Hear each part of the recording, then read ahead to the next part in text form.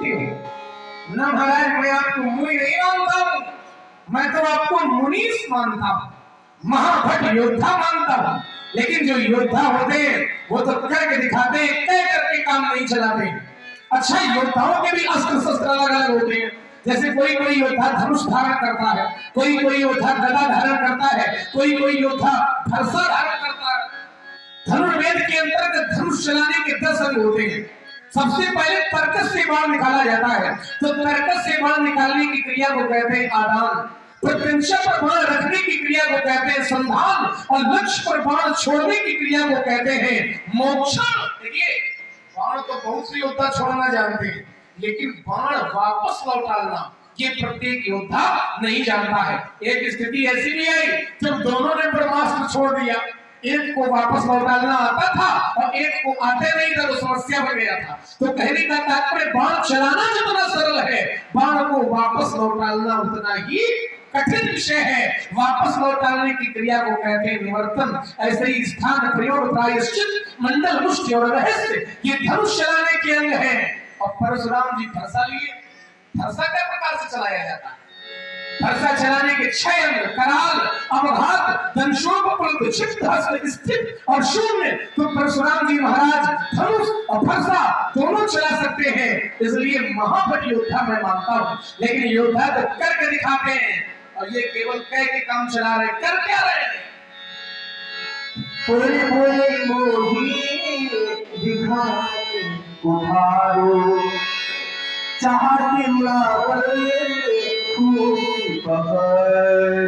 बार बार हमें ये फरसा दिखा रहे हैं, पुनि पुनि मोह दिखाओ कुठारो, और चाहत उड़ावई फूक पहाड़ू। ये मानो फूक से पहाड़ उड़ाना चाहते हैं, तो फूक से कभी भी पहाड़ उड़ने वाला नहीं है। चूंकि यहाँ कुम्भलपतिया को नहीं, और जे तर्जनी देगी मरी जाती। यहाँ कोई कुमरे की बतिया नहीं है जो तर्जनी उंगली को दिखाने से मुरझा जाए। अरे, मैंने तो आपके हाथ में ये फरसा और धनुष बाण देखा था, तो हमने कुछ कह दिया, क्योंकि हम क्षत्रिय हैं, और क्षत्रिय सामने वाले के हाथ में अस्त्र शस्त्र देखेगा तो फिर ललकार के साथ नहीं बैठेगा, इसलिए मैंने कुछ कह दिया था। देख उठा शराशन बाना और मैं कछु कहा सहित। लेकिन अब हमारी दृष्टि इनके जनेऊ की ओर चली गई, और जब मैंने जनेऊ देखा तो मैं जान गया कि ये तो ब्राह्मण देवता शुद्ध समझी जनेऊ बिलो की, और जो कछु कहाऊं सहूं रिस।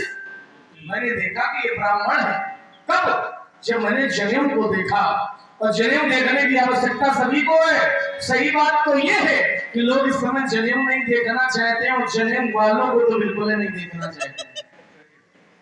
नियम ये है कि ब्राह्मण जनेऊ पहने, छत्री भी पहने, ये नहीं कि छत्री ना पहने, छत्री भी पहने और वस्त्र भी पहने। जो ब्राह्मण है वो कपास का जनेऊ पहने, जो क्षत्रिय है वो स्वर्ण का जनेऊ पहने, और जो वस्त्र है वो ऊन का जनेऊ धारण करे, और जो ब्रह्मचारी है वो मूंज का जनेऊ धारण करे। तभी तो हमारे आचार्य कहते हैं कि कांधे मूंज जनेऊ साजे।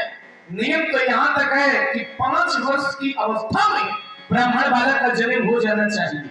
5 में न होए तो 8 में तो हो ही जाए। 11 वर्ष की अवस्था में क्षत्रिय बालक का जनेऊ हो जाए। 13 वर्ष की अवस्था में वैश्य बालक का जनेऊ हो जाना चाहिए। लेकिन विडंबना ये है कि वो चाहे ब्राह्मण हो, चाहे क्षत्रिय हो, चाहे वैश्य हो, लड़का का फलदान यदि 80 साल तक न चले तो 80 साल तक जनेऊ न हो।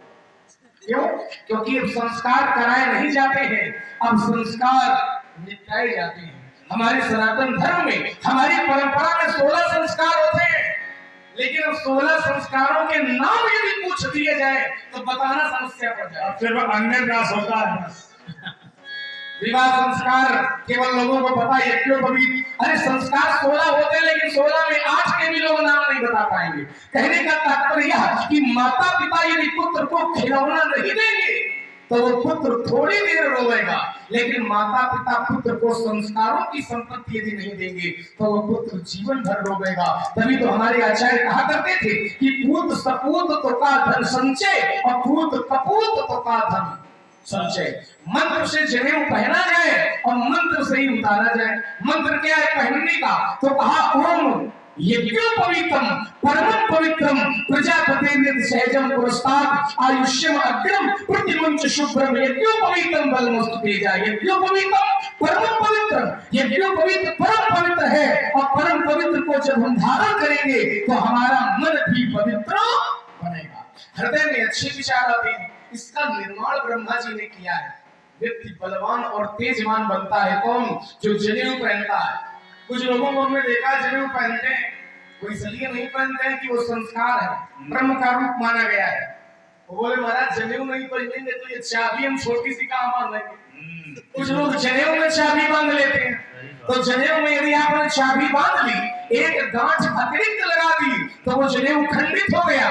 पहनने और ना पहनने से फिर कोई लाभ नहीं है। यदि बाएं कंधे से जनेऊ नीचे आ जाए तो अपवित्र हो गया, दूसरा पहनो। कोई धागा टूट जाए तो अपवित्र हो गया, नया पहनो। पहनने का मंत्र है, उतारने का भी क्रम है। ओम एतावद्दिन पर्यंतम ब्रह्मत्वं धारितम मया जीवत्वात् तत्परित्यागो वक्ष शूद्र यथा सुखम। ऐसा कह करके पीठ से कंठी बना करके यज्ञोपवीत को गायत्री मंत्र का जाप करते हुए बहते हुए जल में प्रवाहित कर देना चाहिए।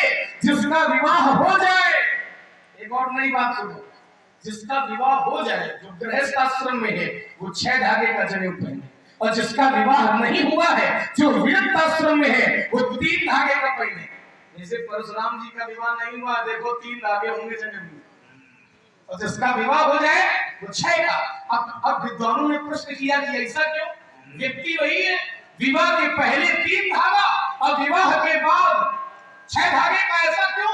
तो ऐसा इसलिए हमारे आचार्य कहते हैं कि पहले सतयुग में नारियां भी जनेऊ पहनती थी, स्त्रियों का भी जनेऊ संस्कार होता था, यज्ञोपवीत संस्कार होता था। लेकिन जब से स्त्रियों ने इंद्र की ब्रह्म हत्या के पाप का 4वां भाग ले लिया, तब से नारियां अपवित्र कही गई और नारियों का जनेऊ भी अब पुरुषों को ही पहनना। और इसलिए जब विवाह होता है तो विवाह में कन्या के द्वार पर दुर्गा जनेऊ की व्यवस्था होती है। अब इनका तो विवाह हुआ नहीं तो कहा जाना ही सब बात है। कोई लगे चार बैठे क्या सही चले। यज्ञोपवीत संस्कार की यह महिमा है। यज्ञोपवीत जो पहने वो संध्या वंदन अवश्य करे। और मैंने आपका यज्ञोपवीत देखा है तो मैं जान गया कि आप ब्राह्मण देवता है, और हमारे वंश में ब्राह्मणों से लड़ाई नहीं लड़ी जाती है, क्योंकि नियम है सुर महिसुर हरिजन अरुकाई, तो हमारी कुल इन पर न सुराई। ये ब्राह्मण है, यदि हम इनसे लड़ाई लड़ेंगे तो हमें ब्रह्म हत्या का पाप लगेगा। बधे पाप अपकीर्ति हारे मारत हूं पापरी तुम्हारे। यदि आप मारोगे तब भी हम आपके चरण पकड़ेंगे, क्योंकि हम क्षत्रिय और आप ब्राह्मण हो। 100 वर्ष का क्षत्रिय और 10 वर्ष का ब्राह्मण बालक, तो 10 वर्ष का ब्राह्मण बालक 100 वर्ष के क्षत्रिय के लिए पिता के समान होता है। और सच्चा क्षत्रिय भी वही होता है जो ब्राह्मणों का सम्मान करे, जो ब्राह्मणों की सेवा करे। और हमारा तो जन्म ही ब्राह्मणों की कृपा से है। तो आप मारोगे तब भी आपके चरण पकड़ेंगे, लेकिन व्रत में धनुष और परशु आप धारण किए हैं। कौन की पुलिस सब वचन तुम्हारा, और व्यर्थ धर्म धर्म बाण कुठारा। यदि मैंने कुछ अनुचित कह दिया है तो आप क्षमा करें। जो भी लोग अनुचित कहो तो क्षमो महामुनि।